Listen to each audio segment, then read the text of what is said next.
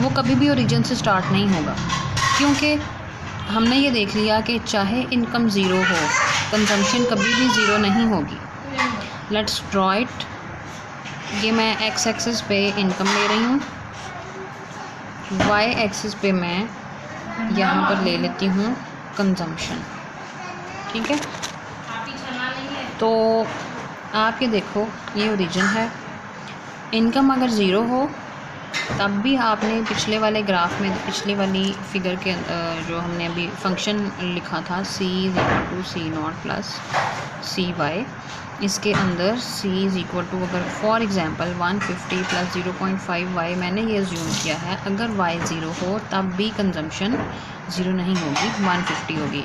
Let's assume कि यहाँ पे मैं एक स्केल ड्रॉ करती हूँ। Every line represents 200, 400, 600, 800 for example, और इसी तरह से यहाँ पे भी 200, 400, 600 एंड 800। तो यहाँ पे फर्स्ट जो वैल्यू है, अगर इनकम ज़ीरो हो तो कंजम्पशन की क्या वैल्यू आती है, 150। इट मीन्स कि कंजम्पशन का कर्व कहीं यहाँ से स्टार्ट होगा। ठीक है, और जैसे जैसे कंजम्पशन की इनकम की वैल्यू इंक्रीज़ करती चली जाएगी, ज़ीरो से अगर हम इसको ले लें y=1, ज़ीरो के बाद 1, 2, 3, 4 अप टू सो ऑन, इसका मतलब है कि कंजम्पशन की वैल्यू बढ़ती चली जाएगी। तो ये ग्राफ इस तरह से पॉजिटिवली स्लोप इंक्रीज़ करेगा। ठीक है, ये रिप्रेजेंट कर रहा है C is a function of Y, which means के कंजम्पशन का जो कर्व है वो कभी भी ओरिजिन से स्टार्ट नहीं होगा, थोड़ा ओरिजिन से अवे स्टार्ट होगा। This was all about consumption function given by Keynes. अब हम नेक्स्ट देखते हैं कि इन्वेस्टमेंट की क्या पोजीशन है इन केन्सियन मॉडल। यहाँ पे उन्होंने फर्दर एक्सप्लेन कर दिया है कि ये जो दो फंक्शंस हैं, जो पैरामीटर्स जिनको मैंने नाम दिया C0 और CY, ये दोनों मैंने आपको पिछले लेक्चर में भी बताया था कि एक जो C0 है उसको हम कहते हैं कि ये ऑटोनोमस कंजम्पशन है। ऑटोनोमस का मतलब ये कि ये इनकम पर डिपेंड नहीं करती, ये ऑटोनोमस है, खुद मुख्तार को हम कहते हैं ना ऑटोनोमस। लेकिन यहाँ पे जो C0 है ये इनकम के ऊपर Y वेरिएबल पर डिपेंड नहीं कर रहा, इसलिए हम इसको ऑटोनोमस कंजम्पशन कह रहे हैं।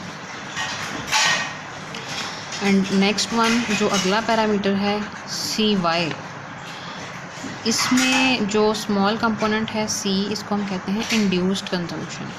इंड्यूस्ड का मतलब ये कि ये इनकम से इंड्यूस हो रही है। अगर इनकम ज़्यादा होगी तो इसकी वैल्यू, ये कंजम्पशन का ये पार्ट भी ज़्यादा होगा। अगर इनकम कम होगी तो ये भी कम, इसकी वैल्यू भी कम होगी। इसका मतलब है कि ये डायरेक्टली डिपेंड करती है इनकम पे, इसलिए हम इसको कहते हैं इंड्यूस्ड कंजम्पशन।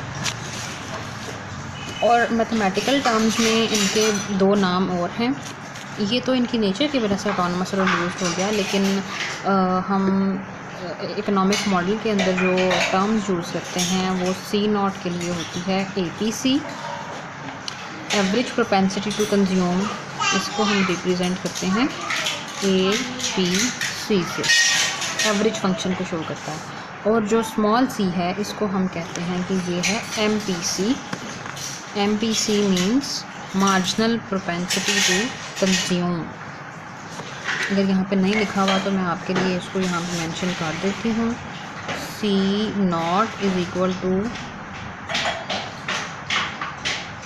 = ऑटोनोमस कंजम्पशन, और इसको हम APC भी कहते हैं,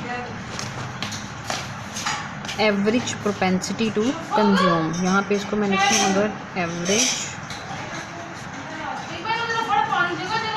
प्रोपेंसिटी टू कंज्यूम, और small c =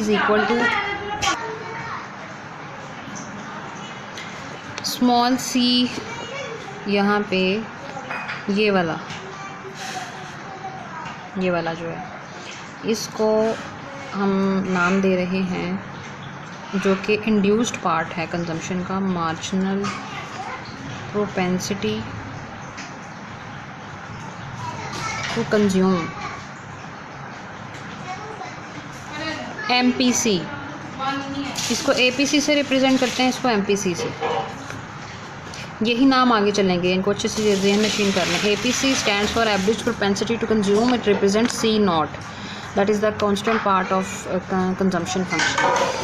and again MPC is the marginal propensity to consume, ये इंड्यूस्ड पार्ट है कंजम्पशन का और इसको स्मॉल c से शो करते हैं, ठीक है। आगे चल के आप मल्टीप्लायर का कॉन्सेप्ट जब पढ़ेंगे तो ये ज़्यादा अच्छे से क्लियर हो जाएंगी ये चीज़ें। अब हम वापस आ जाते हैं इनकम इन्वेस्टमेंट की तरफ। I is equal to I0। I0 means के ऑटोनोमस इन्वेस्टमेंट है, autonomous means fixed. This shows that investment is not influenced by changes in income. So income change हो, ज़्यादा हो, कम हो, इन्वेस्टमेंट पे कोई फ़र्क नहीं पड़ रहा। This is given, this is fixed. I0 fixed होगी और ये चेंज नहीं होगी। अब हम ये देखना चाहते हैं कि इनकम और इन्वेस्टमेंट, सॉरी कंजम्पशन और इन्वेस्टमेंट, इन दोनों को अगर हम कंबाइन करें, अभी जो ग्राफ मैंने ड्रॉ किया था वो सिर्फ और सिर्फ रिप्रेजेंट कर रहा था कंजम्पशन फंक्शन। अगर इसी फंक्शन के अंदर मैं ऐड करना चाहूँ, रिप्रेजेंट करना चाहूँ इनका इन्वेस्टमेंट को भी, तो फिर ये ग्राफ कैसा होगा। हमें पता है कि एग्रीगेट डिमांड रिप्रेजेंट करती है दो कंपोनेंट्स को, इन्वेस्टमेंट और कंजम्पशन को। अभी तक हमने सिर्फ कंजम्पशन को ड्रॉ किया। अब मैं यहाँ पे, पहले हमने सिर्फ और सिर्फ कंजम्पशन को शो किया था, मैं यहाँ पे इसको C+I, कंजम्पशन और इन्वेस्टमेंट दोनों को इस एक्सिस पे लूँगी, क्योंकि हमें पता है कि investment I is equal to I0, I is equal to I0। For example मैं ज्यूम करती हूँ कि I0 इज़ 200 यूनिट्स, 200 रुपीज़ या कुछ भी आप कह लें, ये 200 है, ये फिक्स्ड है। सो 200 यहाँ से स्टार्ट होगा, ठीक है। इनकम का हमें पता है Y is equal to C+I,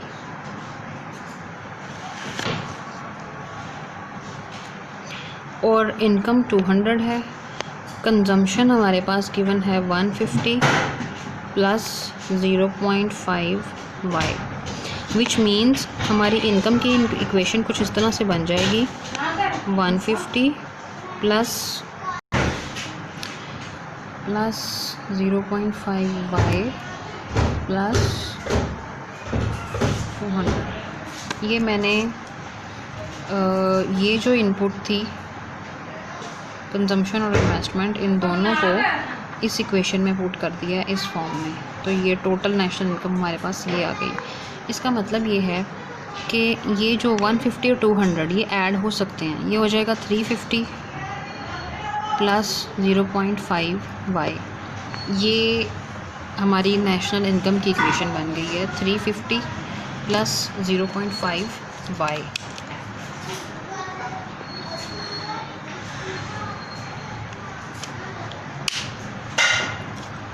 इसको मैं इस ग्राफ में प्लॉट कर दूंगी। 200 एंड 150 यहाँ से ये ग्राफ स्टार्ट होगा, ठीक है। और उसके बाद ये 0.5y का मतलब है जैसे जैसे इनकम इंक्रीज़ करती जा रही है उसी हिसाब से ये वाली जो इक्वेशन है वो इंक्रीज़ करेगी, विच मीन्स कि अगर ये यहाँ से ग्राफ स्टार्ट होगा तो पॉजिटिवली स्लोप्ड इस तरह से ऊपर जाएगा। ये ग्राफ किसको रिप्रेजेंट कर रहा है, y is equal to C+I को, क्योंकि हमने यहाँ पे इस एक्सिस पे C+I लिया था, इस एक्सिस पे इनकम लिया था। और ये चीज़ जो C+I है ये किसके कंपोनेंट्स हैं, एग्रीगेट डिमांड के, विच मीन्स कि हमने ये जो ग्राफ ड्रॉ किया है this is the curve of aggregate demand. और ये कभी भी ओरिजिन से स्टार्ट नहीं होता, यहाँ से नहीं स्टार्ट हो रहा बल्कि यहाँ से स्टार्ट हो रहा है। इसका एक पैरामीटर है स्लोप कोफिशिएंट जो कि ग्रेटर दैन 0 है, बहुत ज़्यादा उसकी वैल्यू है, यहाँ पे 350 बन रही है, आपने ये देखा। और उसके बाद ये पॉजिटिवली स्लोप जा रहा है। This is the aggregate demand curve, जिसके बारे में अभी तक हम पढ़ते आ रहे थे, उसको हमने फाइनली डिराइव कर लिया है। This is the Keynesian aggregate demand curve. मैं अगर यहाँ पे इसको मेंशन कर दूँ केन्जियन एग्रीगेट डिमांड कर्व, ये हमने इसको बना लिया। अब हमारे पास जो रिमेनिंग चीज़ है वो है एग्रीगेट सप्लाई, उसको भी इसी तरह से हमने डिराइव कर लेना है। See the saving equation, aggregate demand के लिए हमें पता है कि एग्रीगेट डिमांड के कंपोनेंट्स हैं C+S, ठीक है, जैसे डिमांड के C+I थे, ये हमारे पास है C+S। C+S means savings and consumption. Consumption function उसी तरह से होगा जिस तरह से हमने पीछे पढ़ा है, अलबत्ता सेविंग फंक्शन जो है, saving equation is given as according to Keynes. Again ये वाला सेविंग फंक्शन भी केन्स ने ही डिवाइस किया था। S is equal to -S0। Again ये कोफिशिएंट है, पैरामीटर है और इसकी वैल्यू नेगेटिव है, प्लस SY ये स्लोप का पैरामीटर है, ठीक है, और इसकी वैल्यू पॉजिटिव है। इसका मतलब है सेविंग फंक्शन भी पॉजिटिवली स्लोप्ड है, लेकिन उसका जो ओरिजिन, जो स्टार्टिंग पॉइंट है वो नेगेटिव होता है। सेविंग फंक्शन मैं आपको दिखा दूँ, ये है सेविंग फंक्शन, क्योंकि ऑलरेडी लेक्चर बहुत लंबा हो चुका है तो यहाँ से मैं आपको सेविंग फंक्शन दिखा देती हूँ।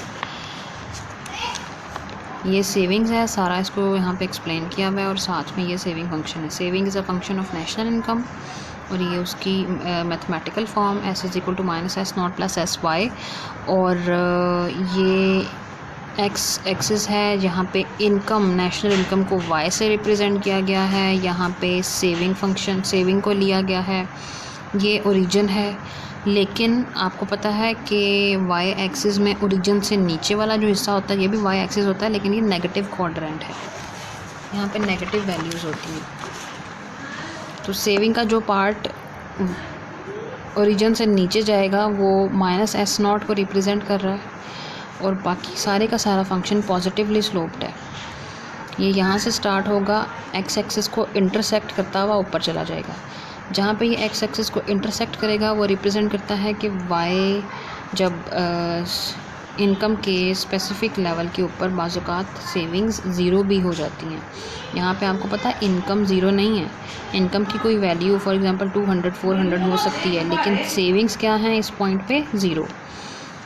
ऐसा कंजम्पशन के साथ नहीं होता, ऐसा सिर्फ और सिर्फ इनकम के साथ होता है। तो ये मैंने आपको सेविंग फंक्शन भी दिखा दिया।